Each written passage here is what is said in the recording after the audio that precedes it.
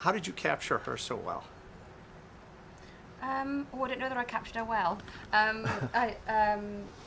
It's difficult when you're going to play somebody who everybody you speak to who knows them says that they're pretty amazing and really kind and lovely and great to be around. Um, and so I really just sort of had to admire her really, and always keep in the back of my mind to not try and do what I think Janet would have hated, which was for me to kind of enjoy being her so much that I tried to kind of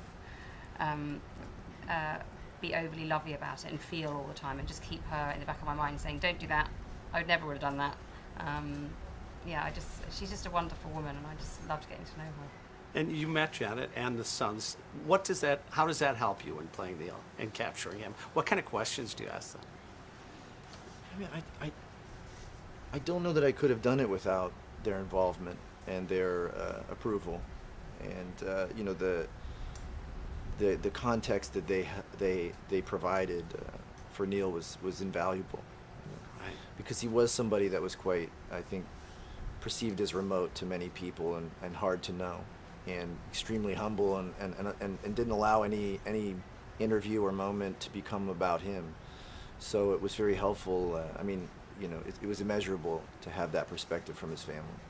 I love the fact that I grew up at this time, so it was a big deal to me. Astronauts were our rock stars. The wives, though, we didn't see much of or hear much of. You have to be pleased that you could show people what was going on.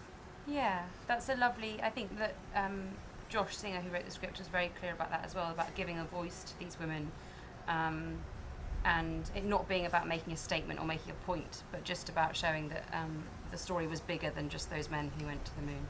Right.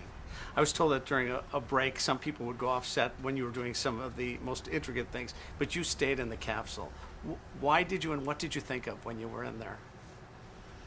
There was just so much technical information to sort of retain during any given mission. You know, we shot the mission sequences one after another, and we would go from sort of, you know, the sort of console of the X-15 to the Gemini 8 to the Apollo 11, and so there was just so much to, you know, the